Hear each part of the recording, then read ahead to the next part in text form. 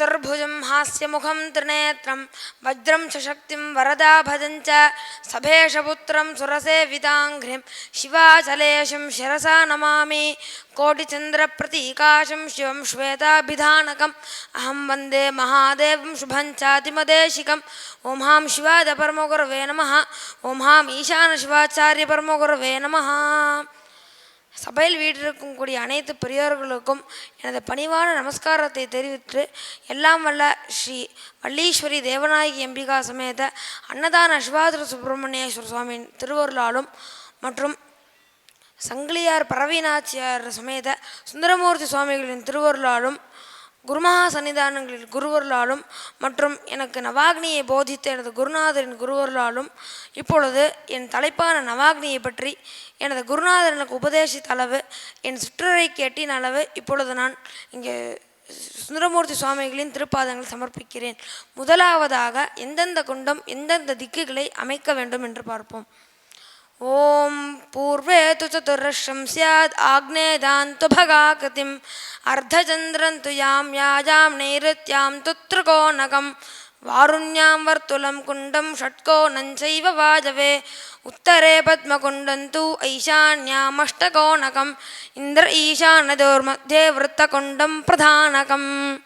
அதாவது பூர்வத்திலே சதுரஷ குண்டமும் ஆக்னேயத்திலே பகாகிருதிம் சொல்லக்கூடிய யோனி குண்டமும் தட்சிணத்தில் அர்த்தச்சந்திர குண்டமும் நைரத்தில் திரிகோண குண்டமும் பশ্চিமத்தில் விருத்த குண்டமும் வாயுல ஷட்கோண குண்டமும் உத்தரத்தில் பத்மகுண்டமும் ஐஷான்யத்தில் அஷ்டகோணமும் அமைக்க வேண்டும். இதுக்கடுத்து பூர்வத்துக்கும் ஐஷான்யத்துக்கும் நடுவில் பிரதான குண்டமான விருத்த குண்டத்தை நம்ம அமைக்க வேண்டும். இதுக்கடுத்து தான் நம்ம அக்னியை பற்றி பார்ப்போம். ஓம் பூர்வே த்வாஹவனீயாக்னி கோணே விருத்தாக்னிருச்யதே தட்சிணே தட்சிணாக்னி ஸ்யாத் நைருத்யாம் யௌவனாக்னிகம் பশ্চিமே கார்ஹபத்யாக்னி பாலாக்னிர்வாயுகோணகே கேவலாக்னிஷ்ச சௌம்யாயாம் சாமான்யாக்னிஷகோணகே பிரதானே து சிவாக்னி ஸ்யாத் தத் பிராகாதிதிக்ரமாத். அதாவது இப்பொழுது நம் அக்னியும் மற்றும் அக்னி சக்தியை பற்றி பார்ப்போம். முதலாவதாக பூர்வகுண்டத்தில் ஆகவனியாக்னியும் மற்றும் காலினி சக்தியை பூஜிக்க வேண்டும். இதுக்கு அடுத்ததாக ஆக்னேய குண்டத்தில் விருத்தாக்னியும் மற்றும் காலினி சக்தியை பூஜிக்க வேண்டும். தட்சிண குண்டத்தில் தட்சிணாக்னியும் மற்றும் லோகிதா சக்தியை பூஜிக்க வேண்டும். நைருதி குண்டத்தில் யௌவனாக்னியும் ஜுவாலா சக்தியை பூஜிக்க வேண்டும். பশ্চিம குண்டத்தில் கார்ஹபத்யாக்னியும் மற்றும் ஜுவாலா சக்தியை பூஜிக்க வேண்டும். வாயுகுண்டத்தில் பாலாக்னியும் ஸ்புலிங்கினி சக்தியை பூஜிக்க வேண்டும். அடுத்ததாக உத்தர குண்டத்தில் இருக்கக்கூடிய கேவலாக்னியும் மற்றும் விஸ்வஜித் சக்தியை பூஜிக்க வேண்டும். ஐஷான்ய குண்டத்தில் சாமான்யாக்னியும் மற்றும் காலினி சக்தியை பூஜிக்க வேண்டும். இதுக்கு அடுத்ததாக பிரதான குண்டத்தில் சிவாக்னியும் மற்றும் ஸ்வாஹா சுதாவியை பூஜிக்க வேண்டும். இதுக்கு அடுத்ததாக நம் மந்திரத்தை பற்றி பார்ப்போம். ஓம் புருஷः பூர்வகுண்டே து அகோரஸ்சைவ தக்ஷிணே சௌம்யே து வாமதேவாக்ஷः சத்யோ ஜாதஞ்ச பশ্চিமே ஆக்னேயாமிருதம் சைவ ஈசானே து சிரஸ்ததா நைருத்யாம் து சிகஞ்சைவ கவசம் வாயுதேசகே நேத்திரமஸ்திரத்வஜம் செய்வ சிவகுண்டே து விந்யசேத். அதாவதாக பூர்வகுண்டத்தில் தத்புருஷ மந்திரத்தையும் ஆக்னேய குண்டத்தில் ஹதய மந்திரத்தையும் தட்சிண குண்டத்தில் அகோர மந்திரத்தையும் நைருதி குண்டத்தில் சிகா மந்திரத்தையும் பশ্চিம குண்டத்தில் சத்யோஜாத மந்திரத்தையும் வாயுகுண்டத்தில் கவத மந்திரத்தையும் உத்தர குண்டத்தில் வாமதேவ மந்திரத்தையும் மற்றும் ஐஷான்ய குண்டத்தில் சிரோ மந்திரத்தையும் பூஜிக்க வேண்டும். இதுக்கு அடுத்ததாக பிரதான குண்டத்தில் ஈசான மந்திரம் நேத்திரம் அஸ்திரத்தை பூஜிக்க வேண்டும். இதுக்கு அடுத்ததாக நம் மூர்த்தியை பற்றி பார்க்கலாம். ஓம் க்ஷ்மாவன்னிதஜமானார்க்க ஜலவாது நிஷாகரः வ்யோமாந்தமூர்த்தி பாஷ்டாஷ்டௌ குண்டானாம் மூர்த்தி பாக்ரமாத்.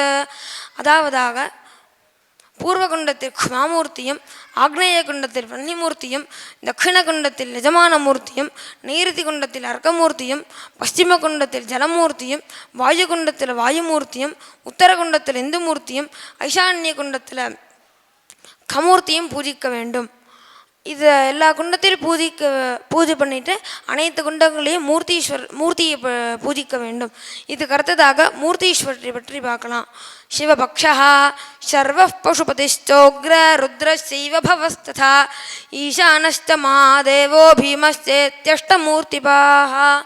அதாவதாக பூர்வகுண்டத்தில் குமாமூர்த்தியின் அதிபதியாக சர்வரையும் மற்றும் ஆக்னேய குண்டத்தில் வன்னிமூர்த்தியின் அதிபதியாக பசுபதியையும் தட்சிண குண்டத்தில் யஜமான மூர்த்தியின் அதிபதியாக உக்ரரையும் நைருதி குண்டத்தில் அர்க்கமூர்த்தியின் அதிபதியாக ருத்ரையும் பশ্চিம குண்டத்தில் ஜலமூர்த்தியின் அதிபதியாக பவரையும் வாயுகுண்டத்தில் வாயுமூர்த்தியின் அதிபதியாக இருக்கக்கூடிய ஈஸ்வரரையும் உத்தரகுண்டத்தில் இந்துமூர்த்தியின் அதிபதியாக மகாதேவரையும் ஐசான்ய குண்டத்தில் கமூர்த்தியின் அதிபதியாக பீமரையும் பூஜிக்க வேண்டும். இந்த குண்டத்தில் பூஜித்துவிட்டு மூர்த்தி ஈஸ்வரரையை பூஜிக்க வேண்டும்.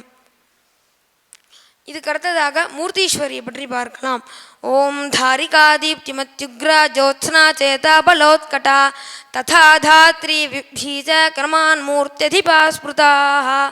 அதாவது சிவபக்ஷத்திலும் மற்றும் தேவி பட்சத்திலே இந்த மூர்த்தீஸ்வரர்களை தான் நம்ம பூஜிக்க வேண்டும். முதலாவதாக குமாமூர்த்தியின் அதிபாயாக இருக்கக்கூடிய தாரிகாவும் ஆக்னேய குண்டத்தில் வன்னிமூர்த்தியின் அதிபாயாக இருக்கக்கூடிய தீப்திமதியும் தட்சிண குண்டத்தில் யஜமான மூர்த்தியின் அதிபாயாக இருக்கக்கூடிய உக்ராவையும் நீர்தி குண்டத்தில் அர்க்கமூர்த்தியின் அதிபாயாக இருக்கக்கூடிய ஜோத்ஸ்னாவும் பশ্চিம குண்டத்தில் ஜலமூர்த்தியின் அதிபாதாக இருக்கக்கூடிய சேத்தனாவும் வாயுமூர்த்தியின் அதிபதியாக பலோத்கட்டாவும் மற்றும் இந்துமூர்த்தியின் அதிபாயாக இருக்கக்கூடிய தாத்ரியும் ஐசான்ய குண்டத்தில் விபவி சக்தியின் மூர்த்தியாக இருக்கக்கூடிய கமூர்த்தியை பூஜிக்க வேண்டும். இந்த மூர்த்தீஸ்வரரை பூஜித்து விட்டு நம் பிரதான குண்டத்தில் பூஜிக்க வேண்டும். இதுக்கு அடுத்ததாக நம் அஸ்திரத்தை பற்றி பார்க்கலாம். பூர்வ குண்டத்தில் சிவாஸ்திரத்தையும் ஆக்னேய குண்டத்தில் பிரத்யங்கராஸ்திரமும் மற்றும் தட்சிண குண்டத்தில் அகோராஸ்திரமும் நைருதி குண்டத்தில் சிவகாயத்ரியும் பশ্চিம குண்டத்தில் வியோமாஸ்திரமும் வாயுகுண்டத்தில் சிவசாவித்திரியும் உத்தரகுண்டத்தில் பாசுபதாஸ்திரமும் மற்றும் ஈசான்ய குண்டத்தில் க்ஷுரிகாஸ்திரத்தை பூஜிக்க வேண்டும். அனைத்து அஸ்திரங்களையும் பிரதான குண்டத்தில் பூஜிக்க வேண்டும். இது